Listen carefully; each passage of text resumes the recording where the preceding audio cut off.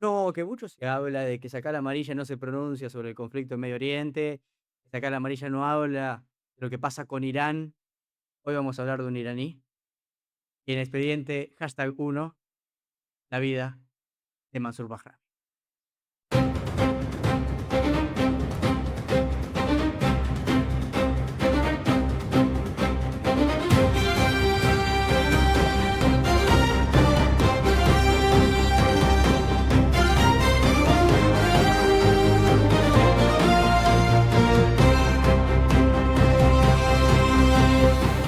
Hoy vamos a desarmar un caso que rompe con toda la lógica del ATP y el tenis de alto rendimiento. No vamos a hablar ni de Grand Slam ni de semanas siendo número uno del mundo. Hoy vamos a hablar de Mansur Bahrami, un jugador que técnicamente no debería haber existido en este circuito profesional, pero que sin embargo se convirtió en el activo más rentable del tenis de exhibición mundial. Es que es necesario incluso un análisis más profundo de lo que se ve, por lo menos en los trick shots, ¿no? de YouTube, porque realmente ha tenido una vida muy dura, y que vale la pena realmente que sea mencionada porque justamente ha tenido una historia que poco se habla, pero que obviamente mucho se ve, ¿no? Por YouTube o incluso en esos partidos de exhibición de los ATP. Exactamente, exactamente, porque bueno, vamos ya directamente al origen, digamos. Vamos a Teherán en la década del 60. Su padre era un jardinero que trabajaba en el Club Imperial de Tenis. ¿Qué pasaba acá? Él tenía prohibido entrar como jugador. Él en su momento era recolector de pelotas, o mejor conocido en Polvo, la jerga tenística exactamente. como ball exactamente. Y esto no Pero es sí, no, que acá está el dato determinante. Él no tenía acceso a raquetas, por lo tanto, ¿qué hizo? exactamente, Empezó a jugar con lo que encontraba. Empezó a jugar con sartenes de cocina o con mismos trozos de madera que venían en las cajas de fruta. exactamente. Y esto no es un dato pintoresco, un dato, técnico central, pero, justamente cualquier entrenador en formación te va a decir que la raqueta moderna y con la tecnología que tiene, con el grafito, con la tensión de las cuerdas, o sea, esto te perdona quizá algunos errores. Exactamente. Ahora, una sartén no. No, no, porque el punto dulce es muy, muy pequeño. Exactamente. Incluso si el impacto se desfasa 1 milímetro, la pelota te muere ahí en el acto, o sea, Exactamente, exactamente. Por eso creo que tiene mucho valor mencionar esto. Y pasamos a los cuando él cumple 13 años, que ocurre un hecho bisagra, diría yo, ya que 2 miembros del club notan su habilidad para jugar y le regalan su primera raqueta profesional. Claro, ¿qué pasó? Él no sabía agarrarla correctamente. ¿Por qué? Porque ya había desarrollado su técnica en base a, justamente como hablábamos, en lo que era las sartenes de cocina y los trozos de madera. Por eso vemos en algunos videos o fotos que su derecha o su técnica derecha tiene ese look tan pronunciado y esa terminación que desafía lo que es o lo que era, mejor dicho, la escuela clásica en los años 70. y acá vamos a un punto clave quizá de la historia de Bahrami, porque si no, no se entiende. Como dijimos, él es iraní. Y vamos a la cronología de su desastre profesional. 1979 estalla la revolución islámica en Irán. Un nuevo régimen identifica al tenis como un símbolo del gran satán, un deporte burgués y occidental. Esto viene a ser justamente clave, ¿no? Para, para el tenis, por lo menos en esta región de Medio Oriente. Cierran las canchas, se prohíben torneos, se confiscan materiales deportivos y en este momento Bahrami tenía 23 años, o sea, fisiológicamente estaba entrando en su pico máximo de potencia, velocidad, y de repente se encontró con el vacío absoluto. Exactamente, exactamente. Y bueno, pasó 3 años, como vos decís, sin poder tocar una raqueta en un entorno competitivo. 3 años en lo que la única actividad que podía hacer era jugar al backgammon. Por eso es importante que a ustedes que están viendo este video entiendan lo que es la gravedad de este bache, porque hoy en día en el tenis moderno, pasar 3 meses de inactividad te sacan totalmente el ritmo de competencia. Barrami perdió 1000 días de su carrera profesional, en el momento que, como bien decía Lauti, su cuerpo estaba diseñado para lo que era la máxima exigencia. 1980, el gobierno iraní intenta una apertura cosmética, un lavado de cara, y se abre un poco más. Organizan torneo nacional en Teherán, justamente para dar una imagen, ¿no? De Exacto. normalidad. Bahrami se presenta, ¿Y cómo le fue? gana el torneo sin perder un solo set. Impresionante. Está bien que, bueno, jugaba contra iraníes, Sí, bueno, contra pero iraníes. no deja de ser una victoria crucial. Justamente, bien, el premio no era dinero justamente para viajar al circuito, era un pasaje de avión. Y originalmente era Atenas. Él logra, mediante contactos, cambiar ese destino por Niza, en Francia, y sale de Irán con 24 años, sin un franco en el bolsillo, sin dinero en el bolsillo, y con una visa de turista que duraba exactamente 3 semanas. Jugado, totalmente jugado. Pero bueno, llegamos a lo que es la etapa más oscura, pero a la vez también quizás más determinante de su estilo, de su historia, digamos. Porque en París, Bahrami se convierte en un indocumentado. Fueron 6 años de su vida en lo que estaba en persecución constante. Y si lo paraba la policía, básicamente lo deportaban de vuelta a un país donde no iba a poder jugar. Por eso, para no ser detectado, Barrami dormía de día en parques y caminaba toda la noche por las calles de París. No tenía club, no tenía entrenador, no tenía sponsor. Luego preguntarás cómo se mantenía activo o por lo menos cómo comía en esas 3 semanas, ¿no? Contame. Jugaba apuestas. Apuestas en Parque de Luxemburgo o en clubes de la periferia parisina, y acá es donde el showman quizás se confunde con el estratega, porque cuando jugás por plata, que vas a usar para cenar a la noche, Y va a buscar ganar, y quiero creer. sí, tenés que ganar como sea, y él empezó a usar, yo creo, esos trucos no para divertir, sino para descolocar al rival. Y acá me parece que, como decíamos, se junta el showman con el estratega, ¿no? Como bien decía Lauti, es un periodo de 6 años donde Bahrami no puede sumar puntos ATP, donde se pierde toda su juventud competitiva, y recién en 1986, con la ayuda de un periodista francés que dio a conocer su historia al mundo, logra regularizar su situación y logra obtener la nacionalidad francesa. Es ahí, a los 30 años, cuando hoy en día la mayoría de los tenistas, o también en esa época, ya estaban básicamente para el retiro, por así decirlo, o pensando en el retiro, Mansur Bahrami debuta oficialmente en el circuito ATP. Antes de pasar, a sus logros en Roland Garros, analicemos su herramienta de trabajo, porque esto me parece ya lo ideal. Eh, Bahrami siempre prefirió raquetas con un balance más hacia la cabeza para favorecer el flick de muñeca, y su cordaje, solía estar con una tensión más baja que el estándar profesional. ¿Esto para qué? Para que sus trucos de amortiguación, donde la pelota parece que queda muerta en la raqueta, necesitas un cordaje quizá, viste, más, que actúe más como una red que como una tabla. Exactamente, exactamente. Y hablando de su físico, a diferencia de los jugadores de hoy en día que parecen más atletas de decatlón Total. que tenistas, Mansur siempre tuvo una contextura más relajada, pero la elasticidad que tenía, eso sí que es un caso de estudio. La capacidad de disociar el movimiento del brazo del resto del cuerpo es lo que le permite mirar hacia la derecha y tirar la bola hacia la izquierda sin que el hombro o el movimiento del cuerpo lo delate. Ese movimiento o ese golpe se llama no look shot. Y Barrami no lo usaba como un lujo, lo usaba como su gran fundamento técnico. Y llegamos a 1989. Mansur tiene ya 33 años. En esa época, a esa edad ya eras un anciano para el circuito ATP. Sí, sí, sí, pero directamente 33 años, retiro. O sea, Sí, ya había muchos o tenistas que por ya lo se habían menos, retirado. sí, en el ranking no figurás tan alto, ¿no? No, totalmente, totalmente. Pero bueno, ¿qué pasó acá?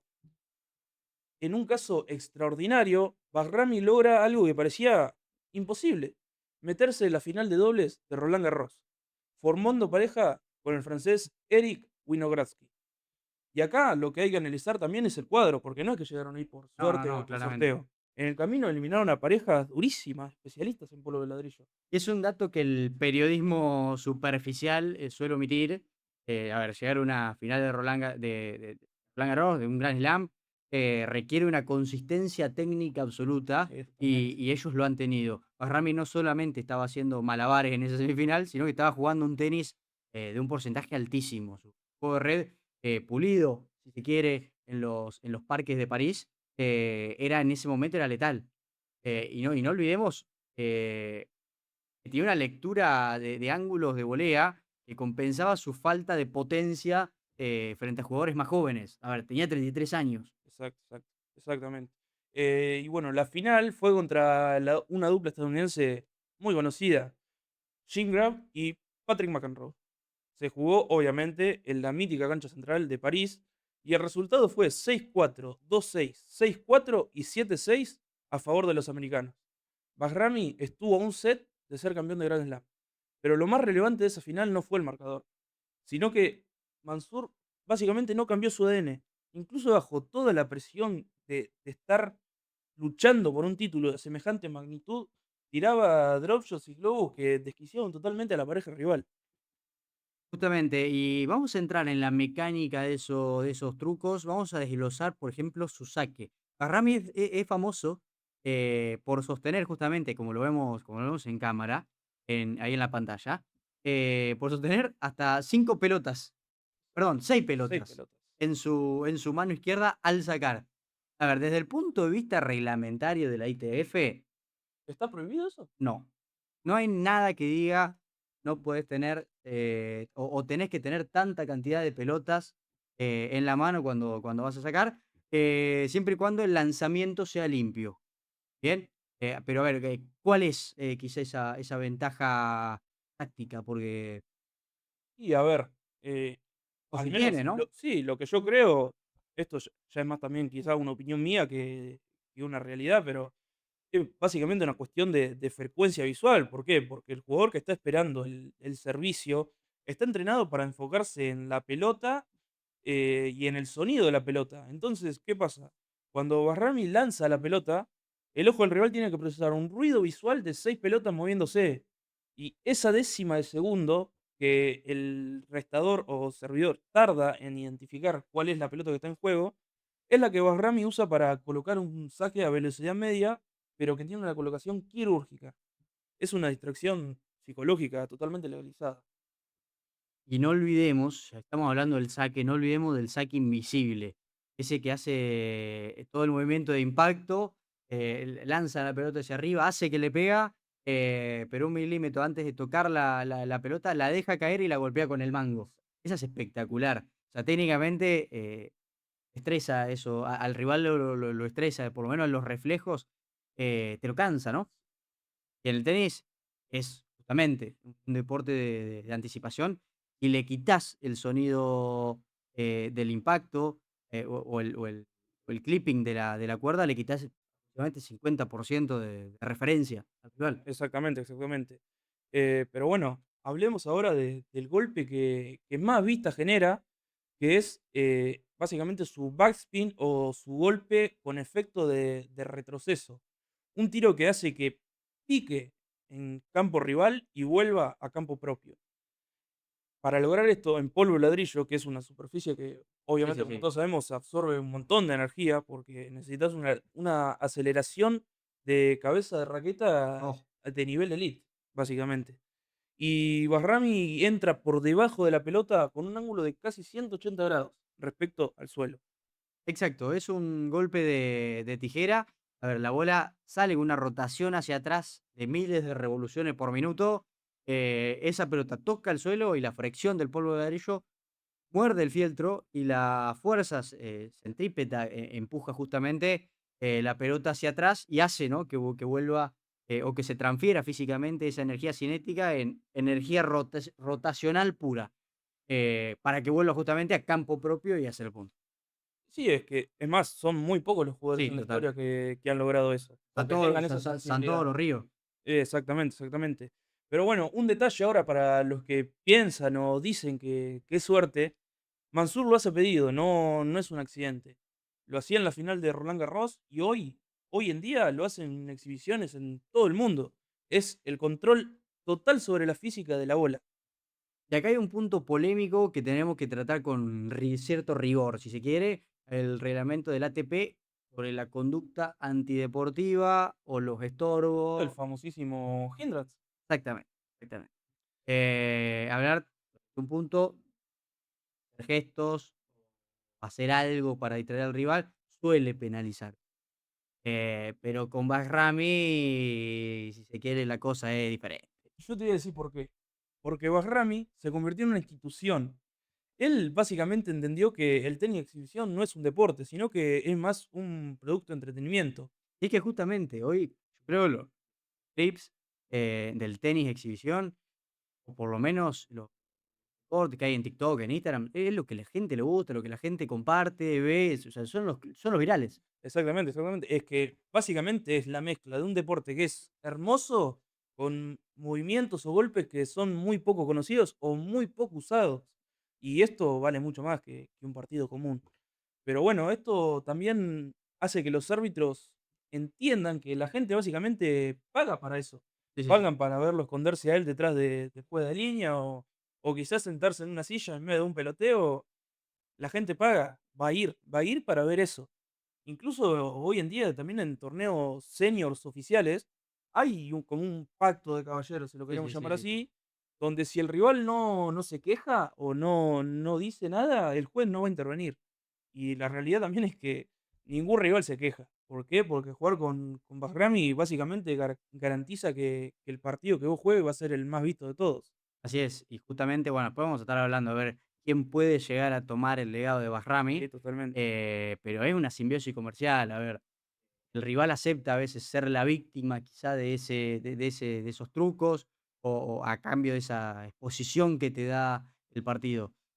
Incluso leyendas como Boris Becker o Stefan Edberg, que eran la definición de seriedad sueca, alemana, terminaban siendo o entrando en el juego de Mansur. Y ahora pasamos a lo que yo lo llamo, o me gusta a mí llamarlo, como el negocio de la nostalgia. ¿Por qué? Porque llegamos a mediados de la década del 90 y la ATP cae en cuenta de que tiene un problema bastante grande y muy grave, que es que sus grandes máximas figuras, como lo eran Borg, como nombraste vos, o McEnroe o Jimmy Connors, llegan a la etapa del retiro, se están empezando a retirar y el público básicamente los extraña. ¿Qué sucede entonces? Nace el Champions Tour. Ahí es donde Bahrami pasa de ser un jugador talentoso de dobles Total. a básicamente ser el jugador mejor pago del mundo en relación a lo que es horas ganancias. Y se convirtió en el fijo de todos los torneos. Podían faltar estrellas, pero no podía faltar Bahrami. Incluso firmó contratos de exclusividad y su bigote y su sonrisa empezaron a ser una marca registrada. Llegó a jugar, ¿sabes cuántas semanas al año? ¿Cuántas semanas? 45 semanas del año, Pero casi todo el año. casi todo el año, viajando por los 5 continentes. Ritmo de competencia que físicamente es una locura para un hombre de su edad, ¿eh? Y bueno, como bien decías vos, lo más increíble era que su físico no se rompía. Pero obviamente esto tiene una explicación, porque todo tiene una explicación. La explicación es que básicamente al jugar un tenis que no dependía de la fuerza bruta, sino de la inercia y de la colocación de la bola, Barrani evitó lesiones crónicas en la rodilla y en la espalda que eran las que hacían retirar a sus compañeros. Y por eso era técnicamente un atleta de bajo rendimiento, pero de alto rendimiento visual. Exactamente. Y ahora sí, vamos, yo creo, a la parte que nos puede dar quizá alguna esperanza de aquí al futuro. ¿Quién puede ser el heredero de Bahrami? Gran pregunta, porque es una comparativa generacional, diría yo. Y hoy tenemos casos, o vemos a jugadores como lo son Nick Kyrgios o Gael Monfils o incluso Alexander Bublik, que hacen saques de abajo o golpes entre las piernas. Y la realidad también es que hoy muchos analistas jóvenes dicen que están innovando o faltando el respeto. Pero la realidad técnica es que básicamente todos ellos están ejecutando una versión modernizada del manual de Bahrami. Y justamente hay una diferencia, creo yo, fundamental que hay que marcar. Kyrgios, por ejemplo, muchas veces es un mecanismo más de defensa o una reacción emocional. Lo hemos visto muchísimo, enojarse dentro del campo. Lo de Bahrami era más un recurso técnico, de supervivencia, nacido de la falta de academia, tenis de potrero incluso. Monfils, por ejemplo, tiene una capacidad atlética de otro planeta. O sea, él, por su quizá por su cultura, por su etnia, por su, física y genética, es otra cosa. Lo de Bahrami, tenía la economía del movimiento. Mansur, no necesita saltar 3 metros para dar espectáculo, le bastaba con ese movimiento, de 5 centímetros para dejar al rival mirando a otro lado. Exactamente, exactamente. Y es interesante también analizar cómo el show de Bahrami se integró en lo que es la cultura del tenis. Porque hoy un saque de abajo de Kyrgios es noticia mundial. Total. En los 90 Bahrami lo hacía 3, 4 veces por set y a su vez lo combinaba con un no-look shot. Sí, sí, sí, sí. O sea, técnicamente el tenis moderno hoy ha ganado en potencia y velocidad de bola, pero ha perdido mucho, mucho en variedad de efectos. Creo yo que por la estandarización de las academias se eliminó al conocido como jugador artesanal. Creo yo que Bahrami es el último eslabón del tenis que se sentía, no que se calculaba. Y vamos a hablar de datos comerciales. En 2006, Bahrami publica su autobiografía titulada The Kurt Jester, el bufón de la corte. Gran libro. Gran libro y Sí, se lo recomendación. recomiendo a todos los que nos estén viendo, se lo recomiendo. Es un gran libro. El título es engañoso porque el libro es en realidad un tratado, sobre la resiliencia política y deportiva, y es uno de los libros de tenis más vendidos fuera de Big Three. ¿Por qué?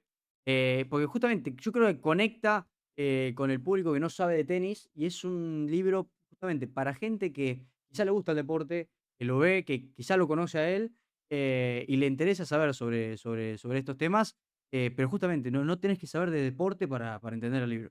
Sí, básicamente, si vamos al caso, logró algo que solamente Nadal o Federer o Djokovic quizá consiguieron, que es ser un hombre que trascienda lo que es el nicho, porque sus videos en las plataformas digitales hoy en día acumulan cientos y miles de millones de vistas Total. y reproducciones.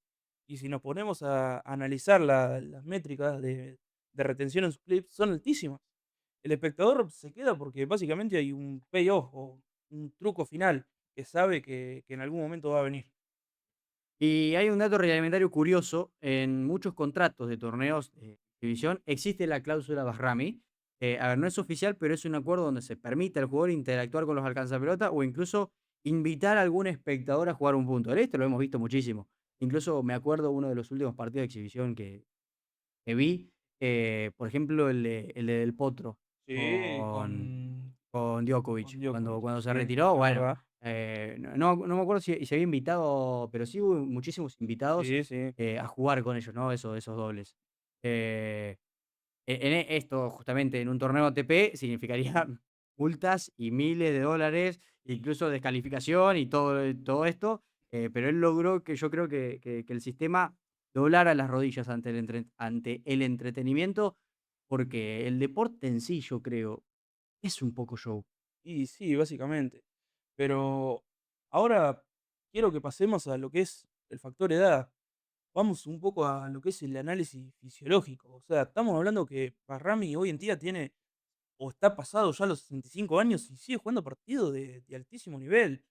A ver, la pregunta que todos nos hacemos es, ¿cómo es posible que sus articulaciones resistan? Porque si analizás la biomecánica de su impacto, él no golpea la bola con el brazo rígido, sino que utiliza lo que en física se llama cadena cinética fluida, que básicamente es que su cuerpo acompaña el golpe de manera que la vibración del impacto no se quede en el codo o en el hombro. Es el modelo de la potencia, el antimodelo, realmente. Mientras muchísimos, tenistas jóvenes se rompen las muñecas por usar tensiones de 28 kilos y cuerda de poliéster rígida, Mansur juega con la soltura de un bailarín directamente. Yo creo que su longevidad, tanto, en su persona justamente, porque es un hombre grande, pero en su juego también, es una prueba científica de que el tenis, de toque es más sostenible que el tenis de demolición, de potencia, de dureza.